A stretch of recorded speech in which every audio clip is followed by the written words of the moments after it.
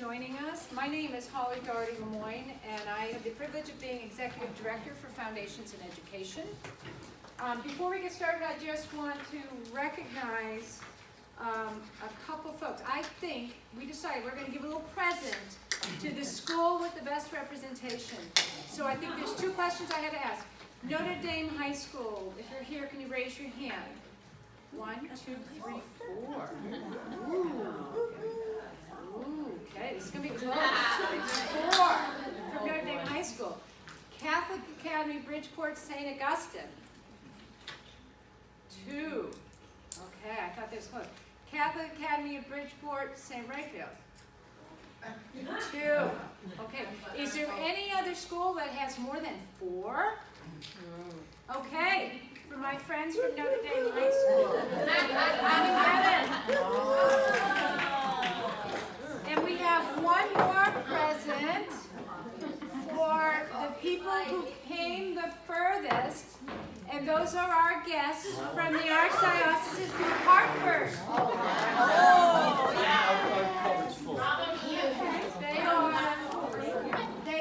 They weathered the Parkway in 91 and 84 and however else one gets to Hartford. So. And I have to say, my alma mater is Notre Dame High School. Oh, there we go. So Notre Dame has 5 here. That's awesome. We couldn't have planned that better. That's great. Well, thank you all so very much for coming.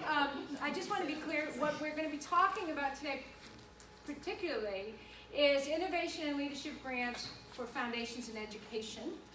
We will touch a little bit on a broader grant writing.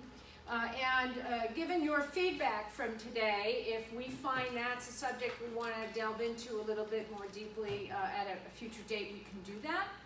Our purpose today is to really help you understand how the innovation and leadership grants for foundations in education work. So a little bit about us. I want to start with our mission. I think you do all have a copy of this, so if you have difficulty reading this, I apologize. But yeah, this bulb is a little dull, isn't it? Yeah, I think it's time to give an upgrade to that. But so I just want to go through a little bit about who we are and why that's important to you. So Foundations in Education is a nonprofit that was incorporated in 2015. We started as the Bishop Scholarship Fund, which Bishop Frank Caggiano started when he came here, which he funded through the annual Catholic Appeal. We have a lay board of 25 trustees, an annual budget of about $6 million. We have a staff, when we're fully staffed, there are 4 of us. I'm the executive director, and you've all met Teresa Shallow, my associate director, who oversees the innovation and leadership grants. So I will tell you, she is your friend in the office, as am I. And as you go through the process, if there are any questions, we are just on the other end of the line for a call or email. The programs that Foundations in Education support, I mentioned the Bishop Scholarship Fund. That is by far our largest. We awarded over 1,400 kids, 1,430 if anybody's counting, over $2.7 million this year so that they could attend Catholic elementary schools in particular. We also have the Innovation and Leadership Grants Program, which is why you're all here, and I'm very happy to say that does include high schools, which is great. And we also have other programs what I refer to as superintendent inspired and donor provided. And what does that mean? I think all of the schools here present now are involved with personalized learning at this point. Stacy, I know, is here, who's the coach for that. I think most of you have been brought into that fold. That is something not everybody knows is actually funded through the Transforming the Paradigms of Catholic Education, which is a grant-provided Foundations in Education. So that's one of the superintendent-inspired, donor-provided programs, as is the Christopher Rip Early Learning Program. But that's just to give you another idea of who we are. The next slide is about mission, and again, you have this in your paperwork. The Foundations, we're committed to strengthen and transform the mission of Catholic education in the Diocese of Bridgeport by supporting innovation in academic and extracurricular programs, fostering opportunities for the professional development of school leaders, and providing tuition assistance to family in need. Why is that important? Because you're going to see one of the criteria that we use to weigh the grant proposal is, does it help meet our mission? Okay, so that's a little hint. So that's one of our tips. Be familiar with what the mission is and what we're trying to accomplish, because we are hoping to do that through you.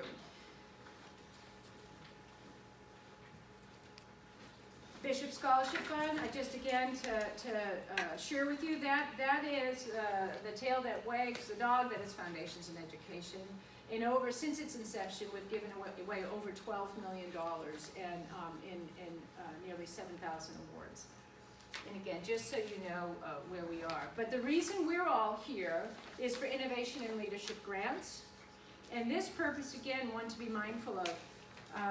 Through the Innovation and Leadership Grants Program, Foundations in Education is looking to promote excellence in the Diocese of Bridgeport Catholic Schools by providing you all, educators, with grant opportunities that fund innovation in the classroom, teaching, and provide support for professional development and leadership formation. We have made 2 awards. We've had 2 years. This is only our 3rd year that so we are still new. We're learning as we go. We are limited only by the amount of money we raise to do this. And I can assure you we are looking to raise more money to do this, because the more we have to give to you, the more fun you can have in your classrooms, I would argue, right? So 2017 and 18, we made 19 awards, the largest of which was $12,000. The average was $5,500. We also, in 2018-19, made 26 awards. The maximum award was $13,000 in that year. Average award was just nearly $5,000, $4,800. Just so you know, the maximum award you can request is $15,000. So we have capped it at this point. Ideally, I will say, with the bishop's vision, ideally he would love to do huge grants over multiple years. That would be great, and if we should have the resources for that, we would love to do that. I don't anticipate that kind of thing happening in this year, but you never know, right? Knock it out of the park, and it may be funded. So we're going to talk a little bit about the criteria and how all of that works in a little bit. And my colleague Rose is here, who also is on the committee, the Innovation and Leadership Grants Committee, and I'm going to talk a little bit about that in a bit. But for now, this picture, which you could barely see, was our last class of awardees. And you can see in that year, last year there were 45 applicants, of which 26 were awarded. Okay? In the first year, 29 applicants, 19 awarded. And I'll be honest with you, in our first year, we wanted to spread the wealth, so to speak. And so, and I think Rose would probably agree, in that first year, we wanted to just award more of the grants to get it started, because we really want to sort of see the idea and the excitement about it. I think in the second year, we did have a little bit more money, so we were able to fund more grants, but we waited a little bit more in that year. This year, what's the competition? Hard to predict, you know, at this stage of the game. But we want to encourage as many people as possible to submit their grants. You can submit as an individual. You could submit as a group. You can submit working in collaboration with other schools. You know, cross-discipline within your own school, other schools, if there's a project the second grade teachers all want to try to work on, or what have you. You can be as creative with your applicants as you can with your ideas and your projects. Okay, innovation and leadership grants, again, I'm pleased to say that high school teachers are eligible as well, thus the crowd from Notre Dame. We're very, very excited to have you guys. The application window now, this is pretty much a fixed date. We've decided on September 15th through October 31. Everything is moved online, which has facilitated things for you and for the office, I'll be frank. Everybody needs to have their principal's approval on their grant request, so make sure that it aligns with what your principal is trying to accomplish in his or her school. And then finally, you need to submit the grant prior to midnight on October 31st. Hard deadline, no excuses. You've heard it here now for the third time, because I'm sure I said it at convocation, because we all know, right? You need to rub your shoulder against a deadline before you press the send. So I really want to encourage you to make sure, because guess what? If Opt Online goes out of service, that's not on us. Yes, Stacy? Is it possible to submit early for feedback? Is that an option or not really? That's difficult to do relative to the committee, Stacy, because we convene as a committee just after the reading period. So that is difficult to do. Having said that, however, now for Teresa and I, this is not our first rodeo. So if you were to ask Teresa or I, or bounce some ideas off of us, for example, and Teresa, do you want to share the live example we had today, or shall I? We had, someone was gonna come tonight, but then they said, oh, I can't come. I submitted a grant last year, and I'm just gonna resubmit the same grant this year and hope for the best. And I kind of thought to myself, let me take a look at the application. So I went back and looked at the application, I looked at the comments from the committee last year, and I said, okay, I'll follow up with all the handouts, but if you're going to resubmit, may I suggest, and I saw kind of an area that they were a little deficient in, and I said, may I suggest that you be a little bit more specific in your budget? Let us know how you're going to spend the money. Because it was a great idea, but there was really no specifics. The committee didn't know how she was going to spend the money. So I kind of gave her that little tidbit of information, and if she asks me more, I'm happy to, guide her more. No promises, of course, because I don't make decisions, but we can guide for sure. And to be candid, that's the risk we run, right? Because as much as I sit on the committee, so I do have a vote, Teresa doesn't, right? She's seen what's worked and what hasn't. She doesn't. But even I'm only one vote. There are 7 of us, and I'm going to show you how that works in a little bit, because it's fascinating to me always, and I'm wowed at the end of this meeting with this committee. They're just amazing people. But having said, and I apologize if this is kind of off the screen here, but the process, you identify your project, you prepare your application, you confirm your approval, and you get it in the 31st. Then Teresa just logs it all in. She sends you an email confirmation to confirm that it's been received. If you do not receive an email confirmation, that means there might have been a glitch in the system.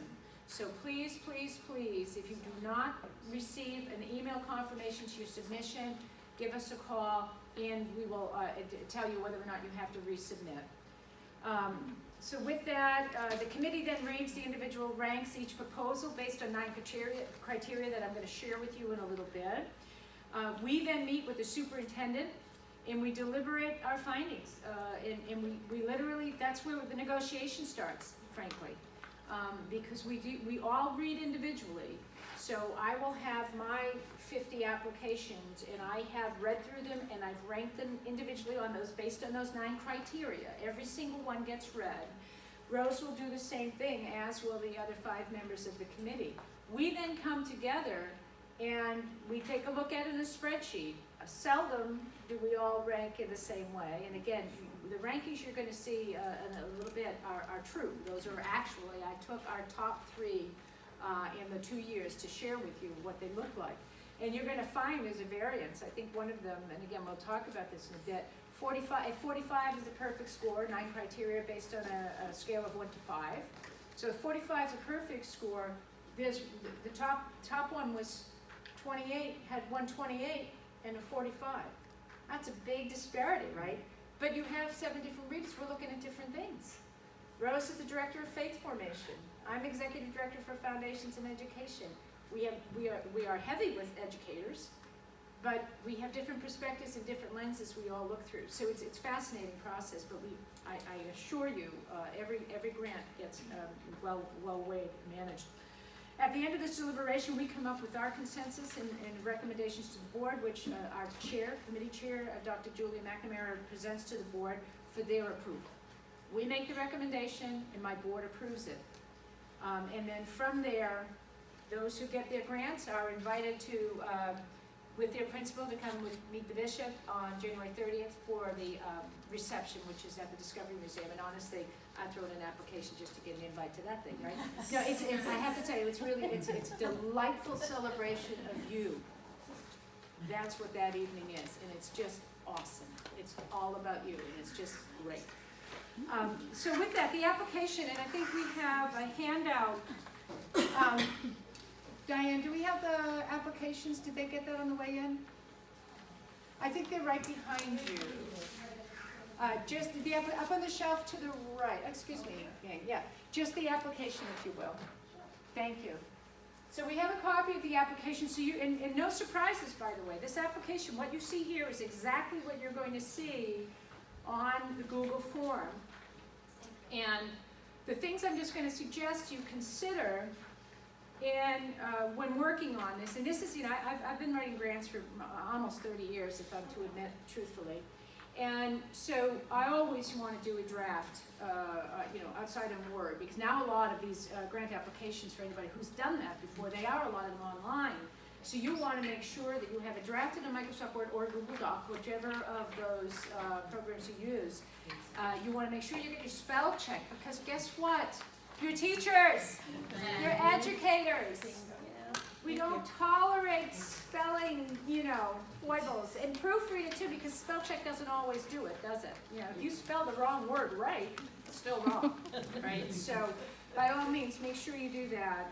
And I have to tell you, we really do proofread these things as we go. As much as we try to get beyond that, we're educators and we're looking to make sure we put our best face forward. So you want to double check that. You want to make sure you include all the applicant names. Okay, if you are doing it in partnership with other people, make sure everybody's name and email contact information is there. And then consider other funding sources. Teresa just told you about real life situation. If my grant didn't get approved last year, I'm not sure I'd be brave enough to resubmit personally, because if it didn't get approved the first time. But interestingly enough, in this case, Teresa found the comments, because not only do we do numerical values, we comment as we read all of these applications. And the comments consistently were not enough substance relative to cost. Okay, all right, forewarned, right? It's forearmed, now you know that. So you want to consider other funding sources. By the way, there may not be any, but if my class is going to do a disco dance for, I don't know, a 3D printer or something, I don't know what, like disco, I guess I'm dating myself with disco, right? But there was a cute, like a walkathon or stepathon for something, or science or STEM. There must have been a stepathon for STEM or something. But different ideas that the kids might come up with to help, and or your parents might come up with to help with that, okay? So that will be something, those are just a couple of tips to consider.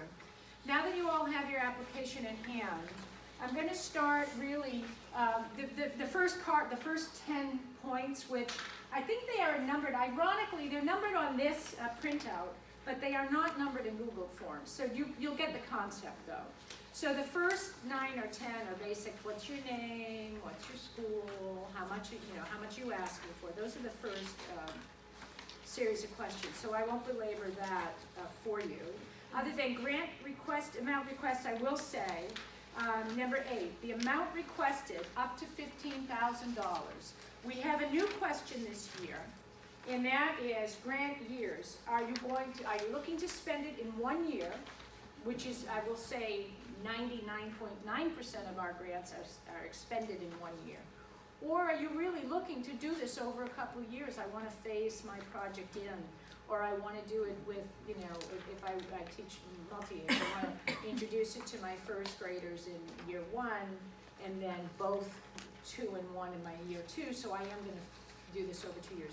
We want to know about that, especially because on the reporting piece of it, in order to complete it, once you've been awarded, there is a report, a formal report that is due back, and we need to know if you're telling us you just wanted it for 1 year and you don't spend the money, guess what? You have to give the money back.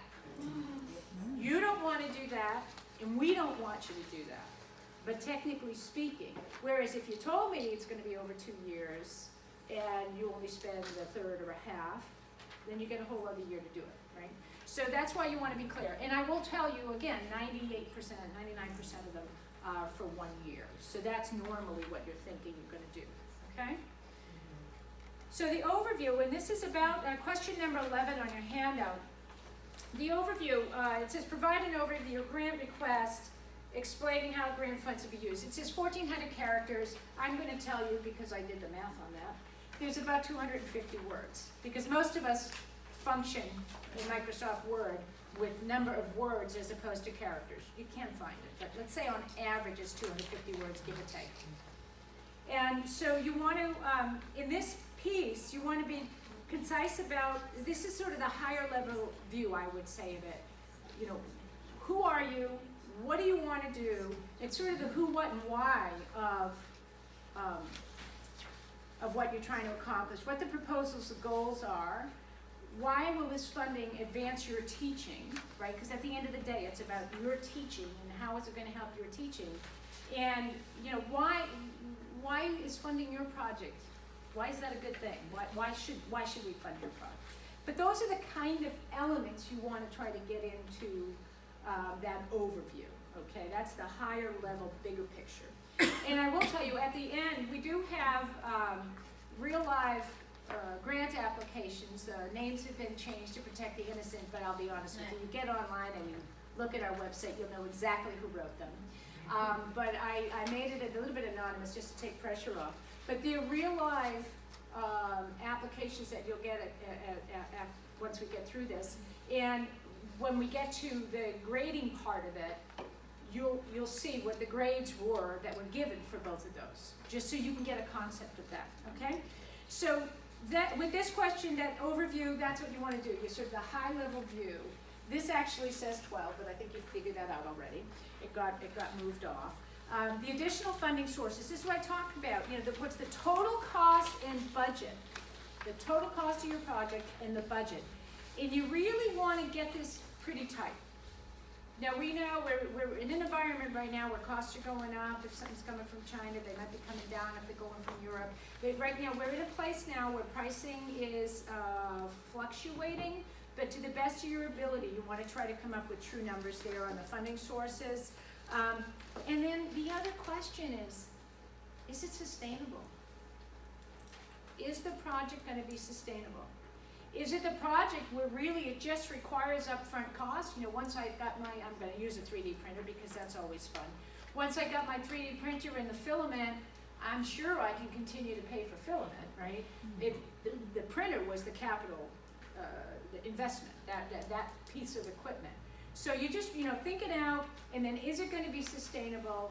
A smaller, annual cost you can roll in easily enough in most budgets. But if it's a big cost year to year to run something, we're going to ask the question, where are you going to get the rest of the money to be able to sustain this?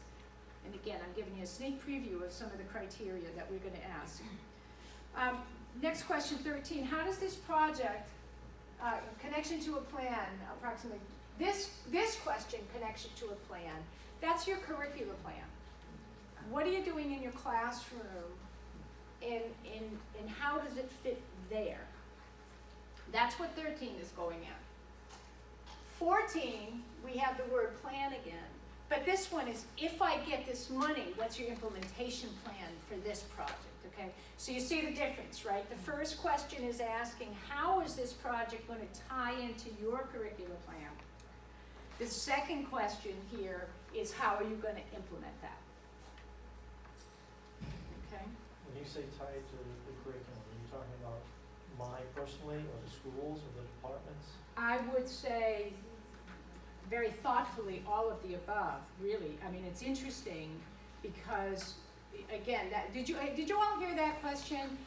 Curricular, you're talking about my personal curricular as a classroom teacher, my department curricular as a broader community, or the school overall, right? Because we have different levels of that. And interestingly enough, I think you need to be thoughtful about that. It always comes back to you as a teacher, so I would definitely include that. But I would also tie it into a broader picture, because I'll be honest with you, as a reader, I like that. And again, I'm only one, but you'll see in one of our samples that the teacher, and I'll, hit it well here, but felt they had more to say. So in the end piece here, where we have additional information, they expanded on it. And frankly, obviously, they were one of the highest grants we gave, and it was terrific. It hit the mark. But it was that. So that's a very good question. And be thoughtful. If in fact, you know, it's just in your classroom, that's okay too.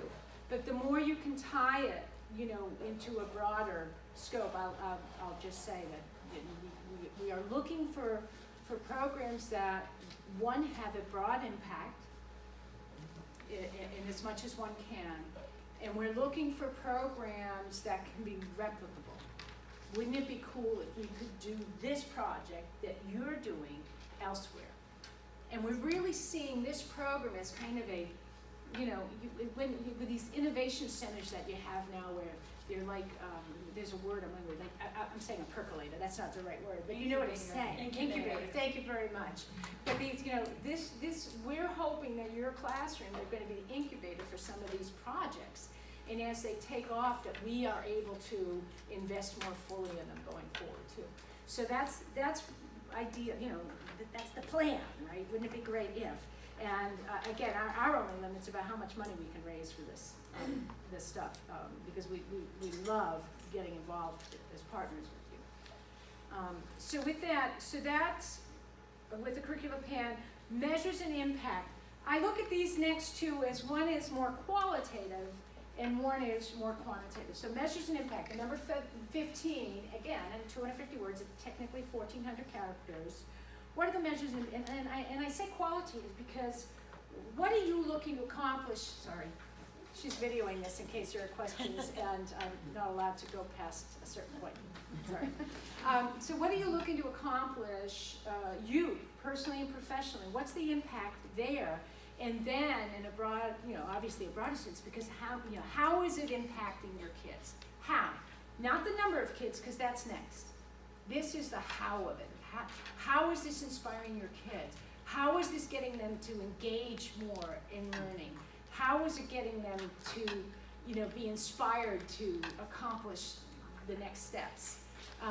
You know best what that looks like in your classrooms, but really we're looking for that impact question is both personal for you as a teacher, as a professional, and then obviously with your children. So how you teach, and how that influences your children's learning.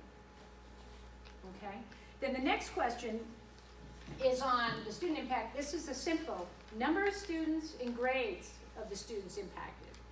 I have teaching, sometimes with the art and music or science in a cart, they get to teach a whole bunch of kids. So my project, I'm a science teacher, pretend, and I'm teaching science from first to fourth, and I have a cart that goes from class to class. So I'm teaching, 42 first graders, I'm teaching 38 second graders, and so on and so forth. So you get the gist. So how many children?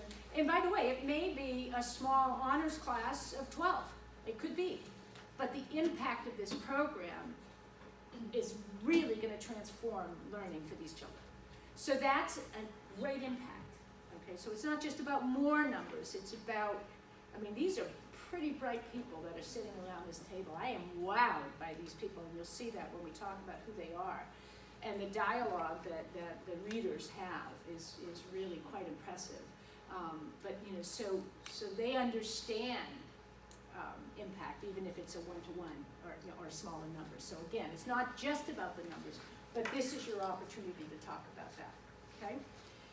Next item, again, we talked about this a little bit, the additional information, and that information is all of those things you didn't get to say.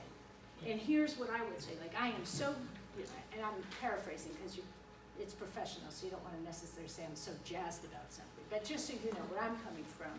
I'm so excited about this, and here's why. And here are the questions maybe you didn't ask. Maybe we didn't ask it, but here's what you want to share with us. That's really how I would use my additional information. It's like your last plug. Okay. So are there any questions on the application part of this at this point?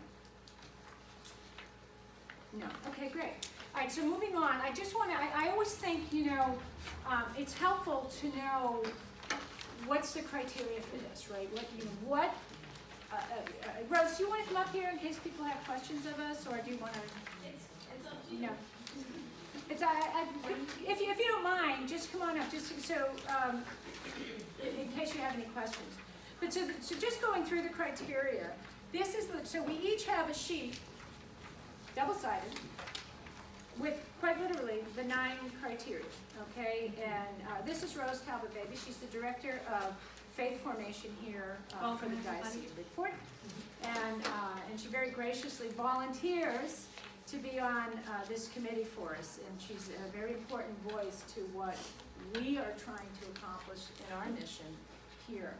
So you submit it, and it comes in, and the first thing we measure is our mission alignment. And again, I apologize, this is askew, but our mission alignment, that's why I started with our mission, right, when we started our conversation today. I started with mission because we are a very mission-oriented organization, and we look through that lens. We start there for each of us, okay? So just, again, I say that. We ask ourselves a question, is this an innovative program? Is the overview of the grant descriptive of a program that is innovative, and will it advance the learning and skills of the students? That's the question we ask ourselves. Okay, creativity. Right? Innovation, I always think innovation and creativity go together. Right? And the question we ask ourselves, is the project program creative or innovative? Right? Does it solve a problem or present an opportunity for students in a new or interesting way? Does it have a wow factor? Yeah. I mean, and there's always one or two that's wow. You know, you read it, it's like wow. Not all of them do, but we ask the question, does it? And I look for excitement in the writing of the grant. I mean, I'm like one of those people that, if I see the excitement in the application, I'm like, this person is like on fire for this, you know, so it is exciting. And then, you know, is it something that they're asking us as a reader, as an individual? Is this something that impresses you, Rose? Right? I'm impressed by this, right? So that's the real back. And I should say that these criteria that I'm sharing with you now are in fact the criteria we've evolved to over the past 2 years. Now, is it subject to change? To a degree. Do I anticipate it's going to change? Not by much. Because this is really, I think, where the committee really landed here, okay? So impact is the next question, and we talked a little bit about this. Impact. Will there be a long-term benefit or meaningful impact on student learning if this is funded? Right? Not rocket science. Right? Feasibility. Okay, Mary Sue asked me for $7,500. I don't know, the project's gonna probably cost closer to $9,000. Where's the other money coming from? That could be a question. So the feasibility, can the proposal be implemented for the amount requested?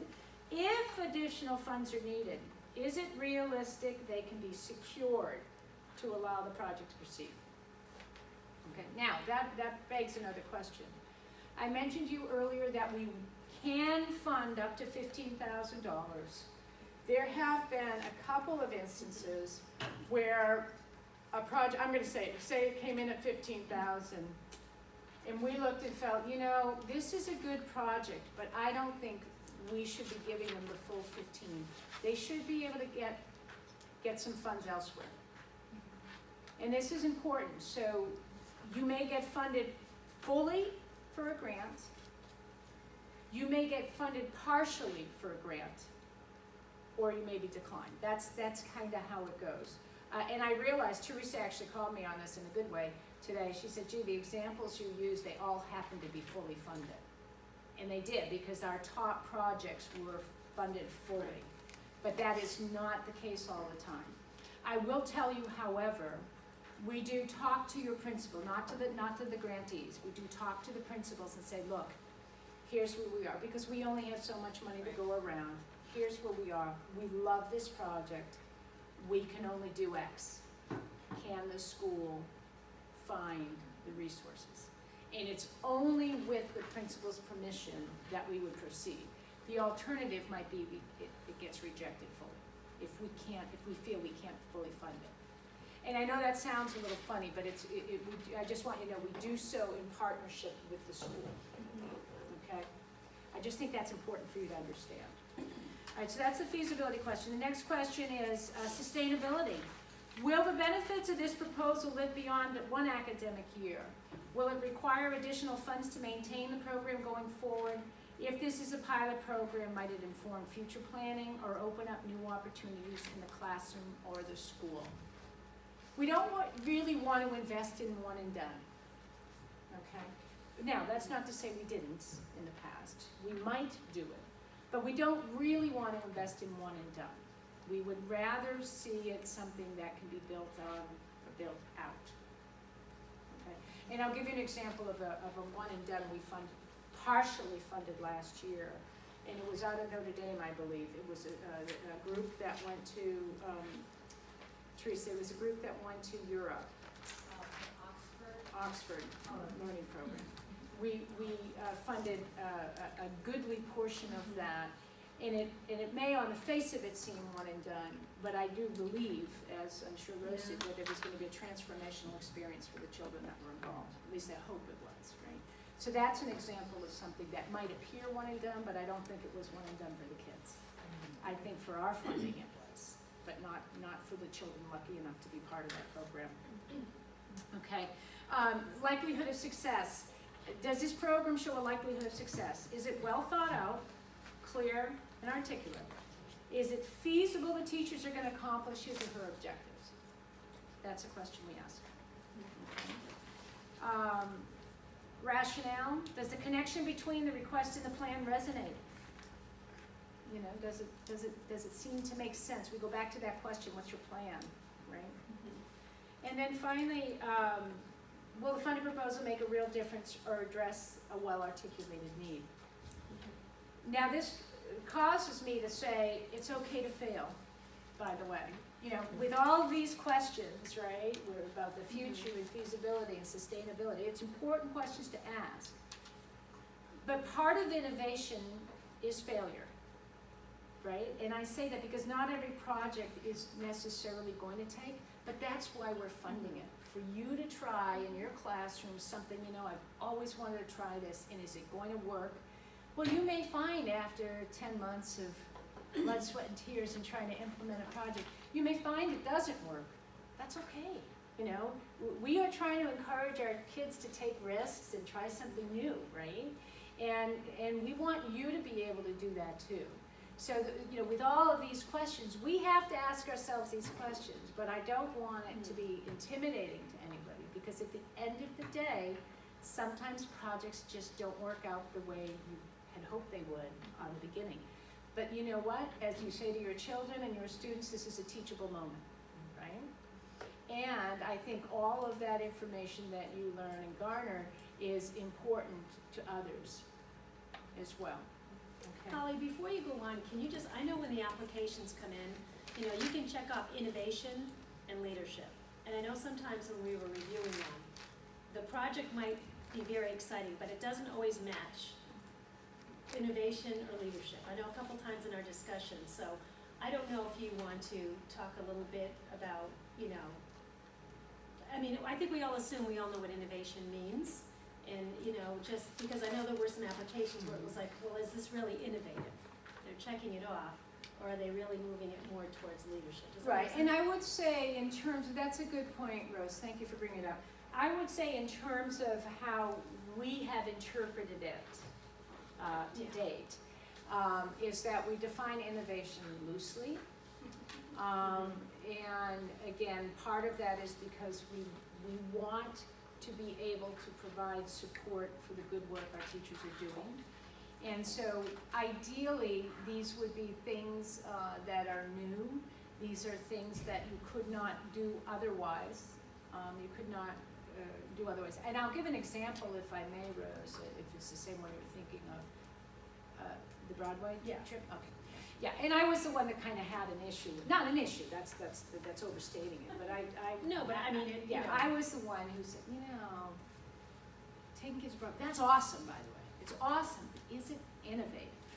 And I struggled with that, and that's why this conversation we have with these people that I'll introduce you to in a second was extraordinary, because they were able to move me from that. Because one of our committee members, but the arts open children to things. You have to remember, these children have not had this opportunity before, right? They haven't had the occasion to experience that yet before. And so they really were able to bring us in full circle for that conversation, which was very helpful. So in answer to that question, innovation per se is rather loosely defined in our work from where we are, and I would say it's more easily defined by you. And technically, I believe there's three categories: innovation, leadership, or innovation and leadership. Right? So, and it's up for you to decide where that's going to be. But I think so that's really the criteria we use. I do want to just share with you who the committee members are, just so you know where they are. Dr. Cheeseman just walked in. Did you want to say a few words? I just wanted to say hello, everyone, and thank you for taking the time to come this afternoon, and thank you, Holly and Teresa, for putting this together. There's nothing I love more than seeing the money Holly raises get spent. So keep up the good work. Thank you. Great. Thanks for stopping in, Steve. And Steve is ex officio on the committee, by the way. As I go through this, you'll hear what his role is. So we start, our board chair is President Emeritus of Albertus Magnus College, Dr. Julia McNamara. She is amazing and an inspiration, really, to all of us. So she's just terrific. She's also on our board of trustees. Another board of trustees is the former superintendent for Diocese of Bridgeport, and currently provost for education, evangelization, and catechesis. And I'm also, is she currently acting superintendent? Mm-hmm. Yes, okay, yeah, because she doesn't have enough hats to wear. Habits, I should say. Doesn't have enough habits to wear over it. But Sister Mary Grace Walsh, who many of you know formerly here, and also a board member of ours, and I'm very grateful. We also have another board member of ours who is the former Connecticut State Department of Education and who twice served as acting commissioner of education. George Coleman. He is also a professor teaching history now at Westcom. But his specialty is early learning, early childhood learning. So he brings in a very learned perspective on much of what we do. You met Rose, the Director of Faith Formation for Diocese of Bridgeport. We also have a fellow named Paul Krebs, who is a former principal of a Catholic high school in New York, a long time. All of these people, by the way, in education were teachers at one point in time too, so they've sat in your seat. And then we have a member of the Diocese of Bridgeport Education Commission, and a woman who is also a senior director of principal gifts with Harvard University. And then you have me as executive director for Foundations in Education. So that's the committee. You may know there's a lot of strong opinions there, and each brings their own view, their own lens to the process. And that brings me, and as I said, Dr. Cheeseman sits ex officio. So what does that mean? When the debate's completed, we say, okay, Dr. Cheeseman, here's where we are. How does this fit? And he usually says, wow, this is where we should be, or he might provide a little insight to some of that dialogue. But he gets involved in that way. He did not feel it was right for him to have a vote, which is why he does that, and then I call it an ex officio, because he chooses not to vote on it. He wants that organic process to happen. Okay. So now, if you take a peek at your criteria, and Teresa, could we hand out the samples 1 and 2? I wasn't able to highlight these, but so on the 2018 page, which is the first one you have, the project that got funded is the one that says School Township D, and it's a high school. Now again, this was because I was making this anonymous, but if you go to my website, it's not very anonymous. because the actual teacher at school is listed. So when you read it, it's a little awkward because I took the school name out. But, and again, so take a look at that. What I want to bring to your attention, and I don't know if you can read it on this sheet, this one here that we have up here. So this is the one that in this year, in this first year we did it, Philomena Optics, for her 3D technology. This was the first one. The amount requested was $12,000. The amount granted was $12,000. Okay, it just so happens. In all three of these cases, it just so happens. And these were the top 3 that year. Again, assuming perfect score is 45. I won't call it perfect, but the highest possible score is 45, right? Take a look here. From the, and this we had 1, 2, 3, 4, 5, 6, 7. Look at this. We had 7 different judges. 1, 2, 3 of whom thought, wow, this is these knees. This is a 45, right? One person thought it was a 28,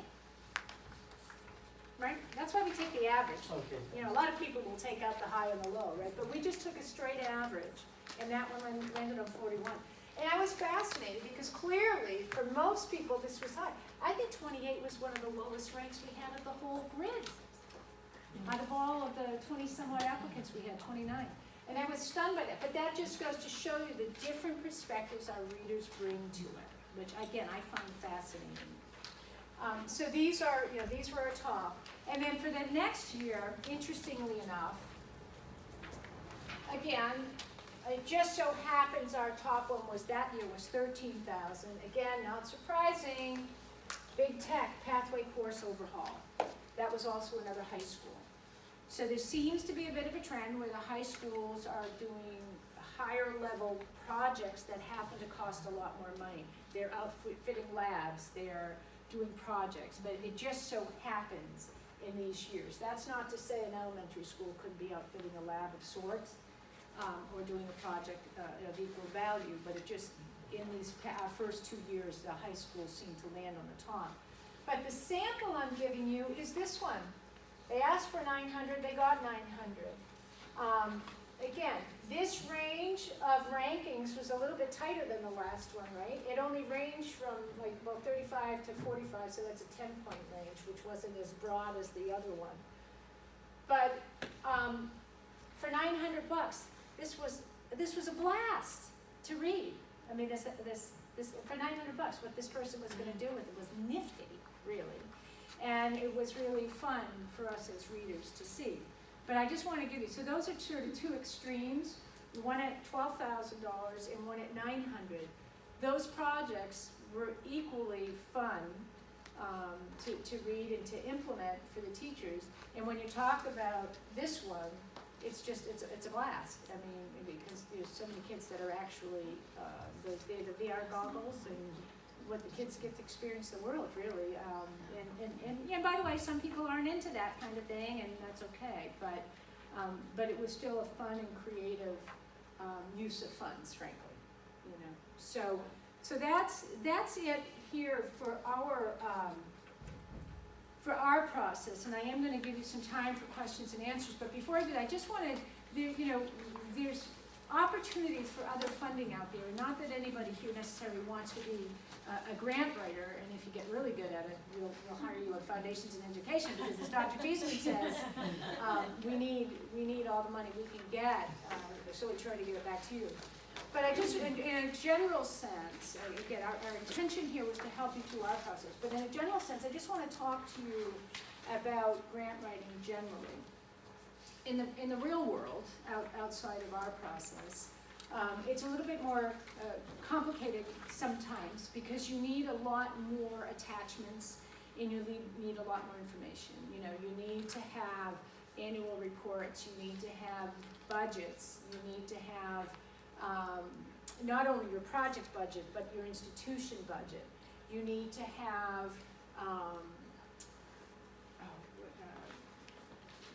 very specific details on what your impact is going to be, and it's all numbers driven and very tight, very tight. And my biggest recommendation is, for our project too, although we've just walked through it pretty clearly, always, always, always read your application first. I cannot tell you how many times people don't answer the question. And when I write grants myself, the last thing I finally do is say, did I answer the question? Now, I'm a person who thinks less is more in terms of language. My last CEO that I worked for was a former speechwriter, and he was all about the language. And so, I felt blessed when you had an application that limited the number of words you could have, because I could finally tailor him back a little bit, because he would go on for pages. Readers don't want to read that. They want it concise. They want to know, what is the project? What do you need to do it? What are the outcomes, and why should we fund you? That's kind of it in a nutshell. But I do, just generally speaking, if you ever want to know about funders, GuideStar is a great place to look for nonprofits, see what kind of money they do, foundations, many of them. There are other places too where you can find this. I happen to like GuideStar because you can put in the foundation, and typically they list for you what kind of grants are going out there, okay? Foundation Center Directory, it's very expensive to join this, but many, many, many of the public libraries around Fairfield County have access to it. That is so for Richfield, that is so for Greenwich, it's so for New Canaan, it is so for Bridgeport, for sure. They have, right in their libraries, they have a Foundation Directory access port. They'll have a computer set up for you, so if you're ever interested in that. Online, grantspace.org, some of these other places have ideas around. And then locally, Bestwood, locally as a school, as an area school, an easy way to maybe pick up some funds if you're looking for an idea, well, you get half the grant from us, you want to get the other half. A local bank might want to help out your school. The Exchange Club, if you have that in your town or city. The Kiwanis Group love to help, particularly inner city kids. They love to help those kinds of things. The other thing, parents as a network. Sometimes parents might be working for a school, working for a company that really wanted to get involved in the community but wasn't quite sure how to do it. Well, guess what? We have this project we're looking to fund in our science lab or something else. Wouldn't that be great to be able to do that? Or we want to get, some of those really cool desks that allow more collaborative learning in our classroom, and wouldn't that local businessman like to support that? So those kinds of grants are typically easier because they're not looking for the other T's crossed and I's dotted as some of the foundations are. The other areas to look are local community foundations, like Fairfield County's Community Foundation. They don't necessarily like the smaller organizations, but I would always ask, personally, no is the beginning of the next conversation as far as I'm concerned. You can tell I've been fundraising for 30 years because that's my perspective. But some of the smaller foundations locally might be there. New Canaan has a community foundation, and some of the others as well. But those are some ideas more broadly based. Now, questions for us, for Rose, myself, Teresa, any questions? No? Okay, well, question? So when do we, how long do you take to find out, and when would we receive them? Oh, good question, yeah, good, excellent question. All right, so the applications come in from the 15th of September to October 31. It takes about a week or so for Teresa to do her magic behind the scenes, at which point she assigns those out to the readers. I think we get 10 days this year to read them because we have to get our group together to present at our December board meeting, Foundations in Education's December board meeting. We announce come January for them. And just so you know, this money is technically available starting July 1, 2020. So it's for your next academic year. So you apply in this year for funding to begin your project in 2020. Okay, so that's how that works. And that money gets transferred pretty much the first week in July to your school for the new budget year for you to implement. In hopes that if you not that you all want to be working over the summer, but if you have to place orders or stuff, the money comes in July 1. or that first week in July. I can't say exactly July 1, but as soon as we process it around the holiday there. Does that happen? And July 30th is the date where we actually, the bishop acknowledges these things. Yeah. So just to digress back to the application, number 12, additional funding sources. So you want us to actually list like Kiwanis or something like that? Is that what you mean there? I wouldn't list it unless you know you're getting it. Right. Oh, Yeah, okay. I So would, that's yeah, you know, just I would, like definite, and can you leave that blank if you want? yeah, if you don't, there are people that say, I have no other funding sources. You know, and there are Yeah. many that came through without it. Some of the ones that had it were sort of homegrown things. There was one school that sort of did in kind, and I'll give an example. So they were going to do a makerspace lab, and this was all the money to outfit it. But we have a parent who's a carpenter, who's going to help us do something, and we have somebody else, and they were going to transform a space, but it was the parents who were going to do that. That's an asset. I mean, that to me that's a huge cost saving for the school. So that's in my mind, that's a financial contribution. So, but it's, it's not a traditional one, but it certainly is, that labor is. So there are different ways to approach that.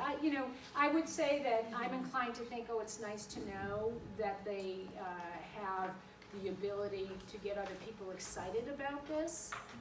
But I also recognize, things are tight right now for a lot of people, and maybe it's not, I feel as if like one parent association group was gonna contribute to something, and, those kinds of things. But, it's, and if, I wouldn't do the Kiwanis or exchange unless you've actually had a conversation with them. Most of them, like the New Canaan Sewing Group, I don't know if there's someone here from St. Aloysius. I used to work in a nonprofit in New Canaan. Believe it or not, the New Canaan Sewing Group puts out applications for grants. They're not going to break anybody's bank, but you can pick up a couple $100 or maybe $1,000. And they do that from their holiday sales. Any other questions? And then for number 13, I don't know, I don't have any notes there. I wasn't sure what that. Connection to your plan. That was the one we were talking about, to your curriculum plan. And Michael, Michael posed the question, is that just my curriculum plan in my classroom? Is it my department plan? Or is it my school plan? And my response is basically any and or all of the above.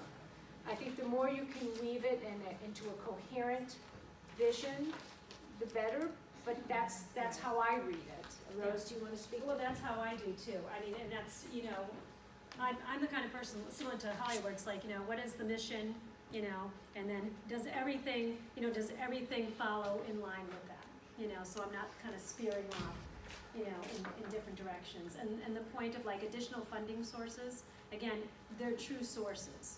Don't just list, like, I'm gonna list Kiwanis and I'm gonna go talk to them.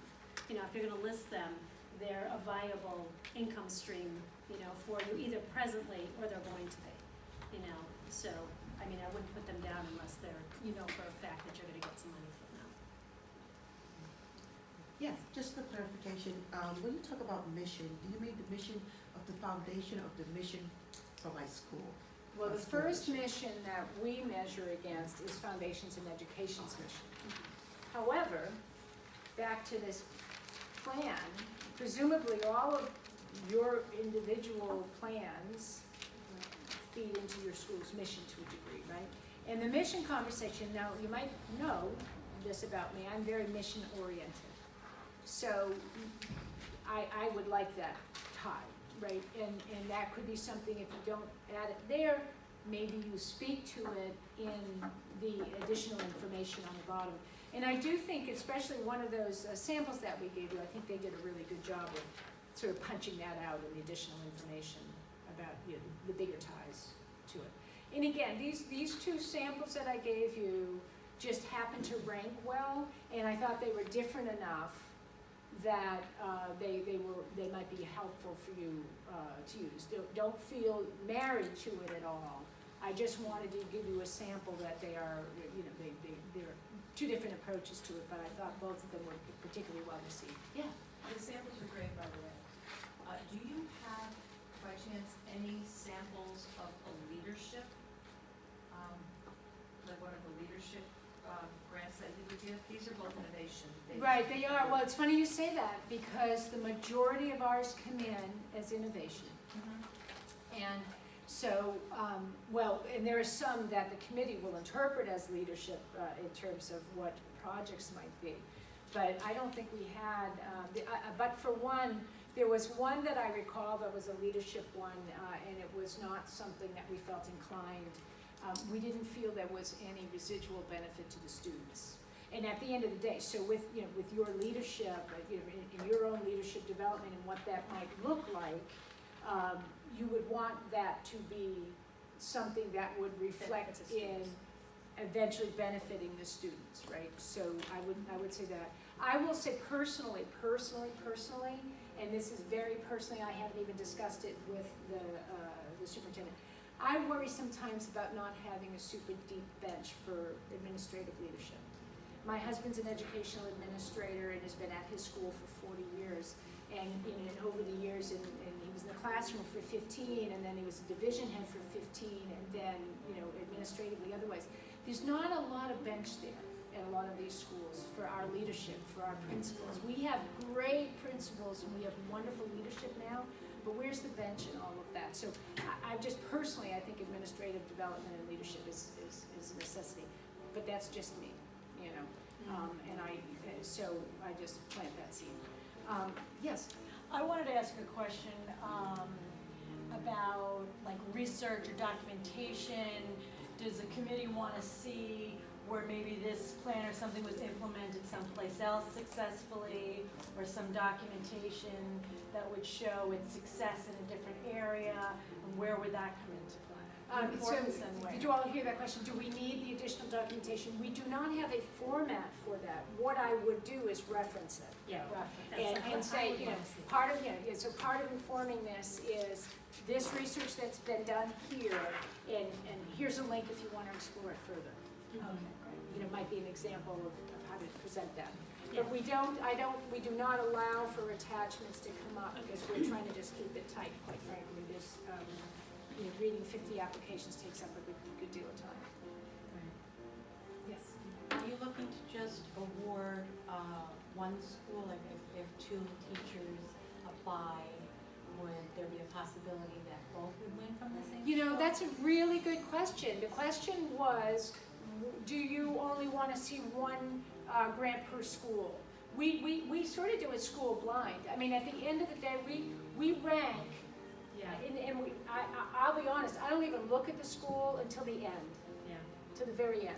So, and that's how I rank. Now, at the end of the day, if of my 29, 25 of them were going to one school, I'd have a problem with that, right? Right. So, but we do not. We've done multiples to several schools, and it's really been based on the project. Mm-hmm. And I was if maybe someone on the lower end of the scales, if we thought, well, that school has way too many, we might substitute off the bottom end. We have not had to do that yet, and we've, as I said, we've done multiples to many schools. Yes. So, is there a certain allotment for innovation versus leadership grants? There is not at this time. You know, that's good. So that's a good question. The question was, is there an allotment, a percentage to innovation and a percentage to leadership? And very interestingly enough, when we first started this, I advocated for that. You know, I did. And I got outvoted by the committee. And they said, no, let's just take them all in one pool because they didn't want to force anything. And by the way, I think it was the right decision. So going forward, might that be something? It could be. I think if we decide we need to try to incentivize something particular, we might build some of those things in. We have not. And I will say this as well. We are, because we are still in our nascent years, we are still only 3 years into this, as you can see. We learn a lot every year. So what you see today may not be what I present next year, because we may come out and be a little bit more activist about something at some point in time. We are not right now because we want it to be organic. This is about you. What does innovation in your world look like? And that's what this opportunity, I hope, is about. So, any other questions in the back? No, Tuesday's my favorite night here. Can you tell why? This is the C4Y group that rehearses next door, and our office is right across the hall. I love it. And there's moms, Mary, the director's mom, is here, checks the kids in, and some of the other moms of the children volunteer. And these are the kids from across the Diocese of Bridgeport, and they rehearse in Danbury, they rehearse here, and they rehearse, I think, somewhere down in Lower Fairfield County, and they bring them together a couple times a year for concerts, and if you haven't seen it, it is an absolute joy. I think Rose's office coordinates them. It's C4Y, The Catholic. Catholic Youth Chorus, and they're extraordinary. And again, Rose's department manages those concerts. They got a wonderful Christmas concert that comes up that you'll be getting information on. Yeah, it's great. So if there's no more questions, I thank you for your patience. Really good questions. I am going to ask Teresa, if I can, to send out a follow-up survey to you, if we can, so you can let us know. Was this helpful? Do you want more on the other grant stuff? Was this helpful to the process? Was this a good use of your time? Because we're going to decide. We did this in response to inquiries we had, but if it's not helping you, then I'd rather learn that on the front end. Okay. So thank you all so very much for coming. Again, Teresa, Shallow, Holly, we're here to answer questions, and you know where to find us. You're welcome. God bless. Thank you.